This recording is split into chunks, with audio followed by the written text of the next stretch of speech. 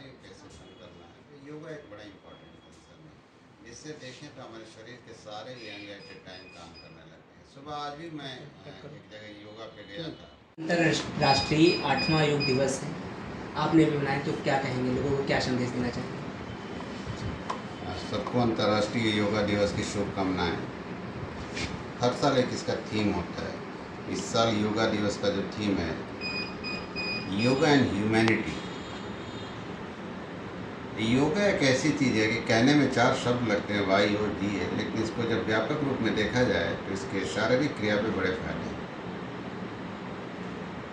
तो थीम इसीलिए रखा गया है कि हम ह्यूमैनिटी को सर्व करें, इंसानियत को कैसे बढ़ावा दें, लाइफ स्टाइल को कैसे बेहतर करें योगा प्राणायाम से। बात यह आती कि योगा से फ़ायदा क्या है, क्यों करें। जितनी मेटाबॉलिक डिजीज़ हैं, मेटाबॉलिक डिजीज़ का मतलब मेडिकल टर्म है, जो कि हमारी दिनचर्या के द्वारा जनित हैं, बीपी, शुगर, कोलेस्ट्रॉल का बढ़ना, उससे रिलेटेड किडनी की बीमारी का होना, तो इन सब में जब अगर जो different guideline starting from USA, US, Indian and different authority, जब आप इसकी गाइडलाइन देखेंगे कि कैसे इलाज, कैसे बीपी की मान लें कैसे हम इलाज करें, तो सबसे ऊपर लिखा होगा लाइफ स्टाइल मॉडिफिकेशन। मतलब क्या है कि आप अपनी दिनचर्या में बदलाव करिए।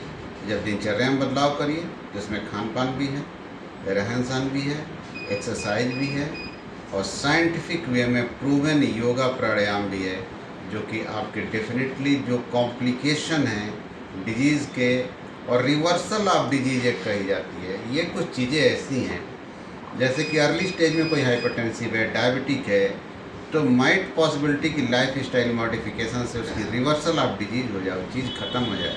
लेकिन दोस्तों, इसका मतलब ये नहीं है कोई जो स्टेब्लिश मरीज़ हो और कहे कि मैं योगा से सब कुछ ठीक कर लूँगा, तो वो ठीक नहीं है। योगा तो हमेशा है, वो बेस ऑफ पिरामिड है। लाइफ स्टाइल मॉडिफिकेशन तो रखना ही है, लेकिन आवश्यकता अनुसार दवाइयाँ भी जोड़नी है। योगा दिवस का यही संदेश था कि हम ह्यूमैनिटी को सर्व करें और डिजीज़ फ्री लाइफ को बनाने में हम लोग मेहनत करें। सर, अचानक से रोल करो।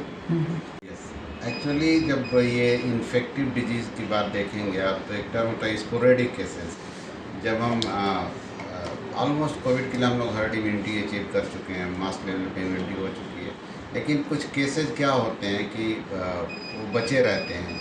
जैसे मेरा वैक्सीन लेवल, एंटीबॉडी लेवल काफ़ी हाई है, लेकिन मैं प्रोटेक्टेड रहता हूँ, रहना चाहिए।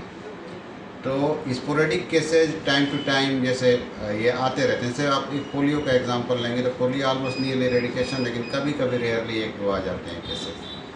तो दूसरा ये कि वायरस में म्यूटेशन है, वायरस ख़त्म नहीं हुआ है, तो म्यूटेट करके अपना नया स्ट्रेन ले लेता है, और जब हम लोग लीनियंट हो जाते हैं कि चलो चलो ख़त्म हो गया, तो फिर वो चीज़ें बढ़ने लगती हैं। तो उसके लिए बस ये है कि सीवियरिटी ऑफ डिजीज़ और उससे इन्फेक्टिविटी वो चीज़ें नहीं हैं जो पहले थी।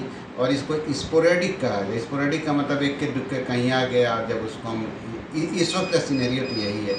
इन फ्यूचर अगर जो बढ़ता है तो उसको देखा जाएगा, लेकिन अभी स्पोरेडिक नेचर है, कभी कभार आ गया। और अब यूजुअली जो पैटर्न, हालांकि हमारी प्रीडोमिनेंट स्पेशलिटी प्रैक्टिस है, लेकिन जो सुनने में आ रहा है कि जैसे और सर्दी जुकाम होता है वैसे ही होकर ठीक हो जा रहा है, कोई बड़ी समस्या नहीं हो रही इसके बारे में। ठीक है।